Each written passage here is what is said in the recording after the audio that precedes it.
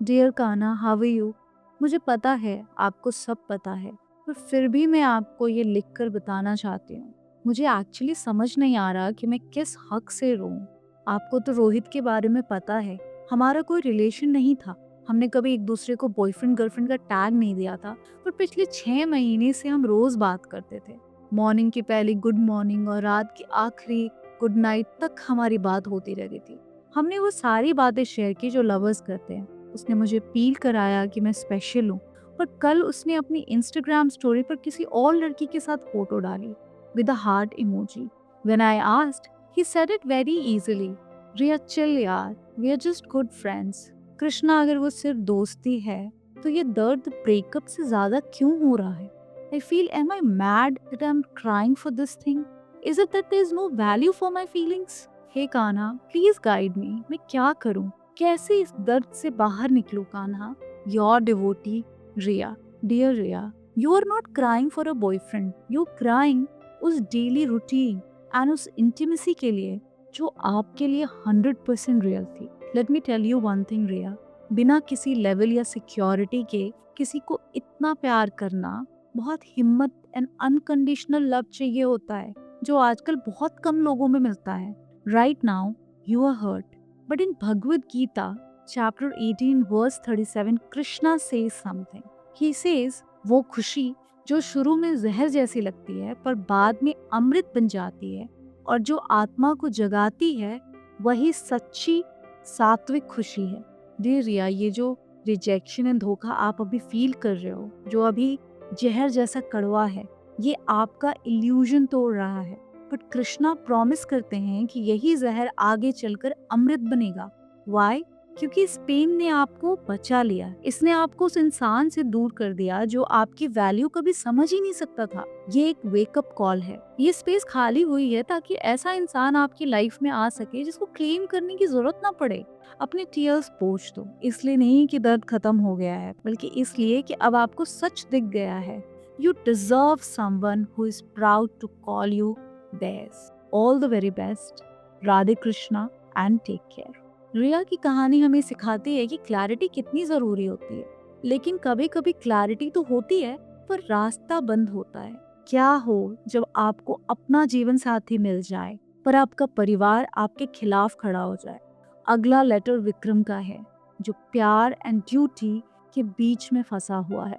हे कृष्णा, मैं हमेशा से एक अच्छा बेटा रहा हूँ, कभी माँ बाप की बात नहीं टाली, पर आज मैं धर्म संकट में हूँ। मैं पिया से बहुत प्यार करता हूँ। वो परफेक्ट है मेरे लिए, समझदार है, केयरिंग है, पर वो हमारी कास्ट की नहीं है। घर पर बात की तो मम्मी ने खाना पीना छोड़ दिया। पापा कह रहे हैं कि अगर मैंने अपनी मर्जी की तो वो समाज में मुंह दिखाने लायक नहीं रहेंगे। पिया कह रही है कि वो मेरा वेट करेगी, पर मैं देख रहा हूँ कि मैं अपने पेरेंट्स को कितना हर्ट कर रहा हूँ। मुझे समझ नहीं आ रहा, क्या अपने प्यार के लिए पेरेंट्स को दुख देना पाप है, या किसी और से शादी कर कर पिया या उस अनजान लड़की की जिंदगी खराब करना पाप है? मैं बहुत थक गया हूँ सबको खुश करने की कोशिश में। रास्ता दिखाओ प्रभु। Dear Vikram, first of all let me tell you, हमारा फ्यूचर हमें नहीं पता, कल क्या होगा ये किसी को नहीं पता। ये सब सिर्फ कृष्ण के हाथ में है। लेकिन अपना फ्यूचर को बेहतर बनाने के लिए, बेटर बनाने के लिए एक चीज जो हमारे हाथ में है, वो है एक सही जीवन साथी, दैट इज लाइफ पार्टनर चुनना। मैंने अपनी लाइफ में बहुत सी शादियां देखी हैं, अरेंज देखे हैं, लव मैरिज देखे, इंटरकास्ट देखे, इंटर रिलीजन भी देखे हैं, और सब में मैंने एक चीज कॉमन देखी है। अगर आपका spouse, that is your life partner, सही नहीं है तो आपकी लाइफ हेल हो जाती है, चाहे शादी पेरेंट्स की मर्जी से हो या खुद की मर्जी से। अगर इंसान गलत निकल गया तो सारी खुशी खत्म हो जाती है। इसलिए एक सही लाइफ पार्टनर चुनना हमारे जीवन का सबसे बड़ा और सबसे इम्पोर्टेंट डिसीजन होता है। इस बात को समझने के लिए हम महाभारत को देखते हैं। अर्जुन महाभारत में वो महायुद्ध इसलिए नहीं जीते कि वो एक महान योद्धा थे, वो इसलिए जीते कि उनके रथ की डोर एक सही सारथी श्री कृष्ण के हाथ में थी।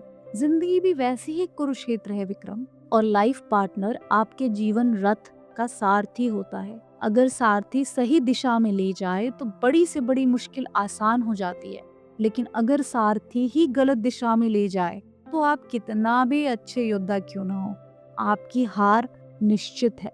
आप अपने हार्ट एंड माइंड को शांत करके हर एक पैरामीटर्स चेक करो। इमोशनल होकर नहीं, प्रैक्टिकल होकर सोचो, क्या वो इंसान आपके लाइफ के लिए सही सारथी बन सकती है? क्या वो आपके फ्यूचर को हेल बनाएगी या heaven? And one last important thing, अभी की सिचुएशन देखकर don't take decision, take decision पूरी लाइफ को देखकर। याद रखो, पेरेंट्स की खुशी जरूरी है पर जीवन आपको जीना है। अगर सारथी सही है तो सफर अपने आप खूबसूरत हो जाएगा। All the very best and Radhe Krishna. Vikram अभी अपने रिश्ते को बचाने की लड़ाई लड़ रहा है, लेकिन क्या होता है जब वो लड़ाई खत्म हो जाती है? आप साथ आ जाते हैं और फिर कुछ सालों बाद सब कुछ शून्य यानी नम पड़ने लगता है। अक्सर हमें लगता है कि ब्रेकअप सबसे बुरा होता है, पर कभी कभी बोर्डम उससे ज्यादा डरावना हो सकता है। हे काना, माय फ्रेंड से कि 7 साल का रिश्ता शादी के बराबर होता है। हम कॉलेज से साथ में हैं, सबको लगता है हम आइडियल कपल हैं और अगले साल शादी करेंगे। बट सच ये है काना, हमारे बीच अब वो नहीं बचा। न बातें, न एक्साइटमेंट, न प्यार। ऐसा लगता है जैसे एक दूसरे की बस आदत है। मैं अंदर से एम्प्टी फील करती हूँ, पर जब अलग होने की सोचती हूँ तो डर लगता है।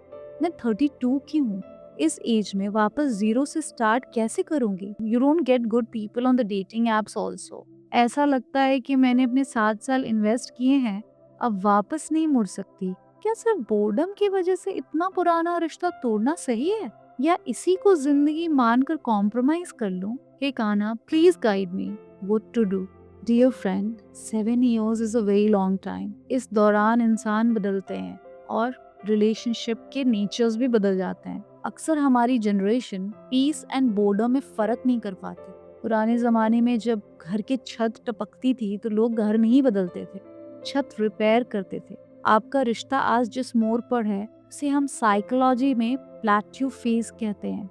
ये वो फेज है जहाँ बटरफ्लाईज खत्म हो जाती हैं और असली पार्टनरशिप शुरू होती है। भगवत गीता में श्री कृष्ण अर्जुन से कहते हैं कि जीवन में सिद्धि बिना अभ्यास के नहीं मिलती। हम अक्सर सोचते हैं कि प्यार एक फीलिंग है जो अपने आप बनी रहेगी, पर भगवत गीता के अकॉर्डिंग प्रेम एक यज्ञ है और यज्ञ में समय समय पर आहुति देनी पड़ती है, दैट इज एफर्ट्स लगाने पड़ते हैं ताकि अग्नि जलती रहे। जो एम्प्टीनेस आप फील कर रहे हो वो इसलिए नहीं कि प्यार मर गया है, वो शायद इसलिए है क्योंकि आप दोनों ने रिश्ते की अग्नि में नया एफर्ट्स का घी डालना बंद कर दिया है। Let me ask you 2 very difficult question here. क्या ये पॉज है या फुल स्टॉप? क्या आपके पार्टनर में अभी भी वो वैल्यूज है, रिस्पेक्ट, ट्रस्ट, केयर, जिसके लिए आपने उन्हें चुना था? अगर हाँ, और सिर्फ एक्साइटमेंट गायब है, तो याद रखिए एक्साइटमेंट क्रिएट की जा सकती है पर ट्रस्ट ढूंढना मुश्किल है। कभी कभी हमें अपने पार्टनर से नहीं, अपने रूटीन से बोर्डम हो रहा होता है और हम ब्लेम रिश्ते पे डाल देते हैं। नंबर 2, क्या आप साइलेंस को डिस्टेंस मान रही है? रिलेशनशिप में थोड़ा डिस्टेंस कभी कभी जरूरी होता है ताकि हम एक दूसरे को मिस कर सके। आई सजेस्ट अगले 3 months तक आप इसको एक प्रोजेक्ट की तरह ट्रीट करो। थोड़ा एफर्ट्स डालिए, कम्युनिकेट कीजिए, नया एक्सपीरियंस ट्राई कीजिए। अगर उसके बाद भी आपको लगे कि सामने से कोई रिस्पॉन्स नहीं है और it's the same like before, then you will have your answer clear. Relationship तोड़ना बहुत आसान होता है पर निभाना एक आर्ट है। You always will have to put in an extra effort to keep your relationship lively and exciting. All the very best, Radhe Krishna and take care. आज हमारे तीनों लेटर्स में तीनों डिवोटी अपनी लाइफ में बैकवर्ड खिंचते हुए महसूस कर रहे हैं। जब हम लाइफ में पीछे खिंचते हैं तो हमें लगता है कि हम हार रहे हैं, लेकिन जस्ट बो एंड एरो को याद करते हैं। एक तीर को आगे निशाने पे लगने के लिए पहले पीछे खींचना पड़ता है। जितना जोर से वो पीछे खींचेगा उतनी ही तेज और उतनी ही दूर वो आगे जाएगा।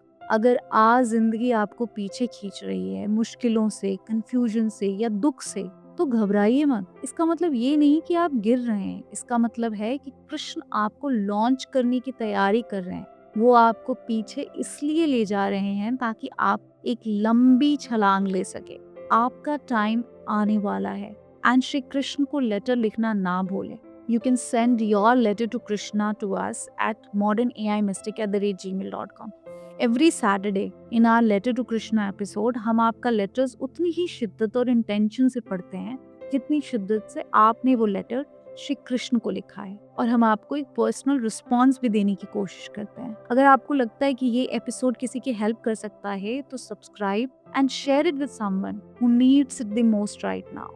Until we meet next Saturday, Radhe Krishna and take care.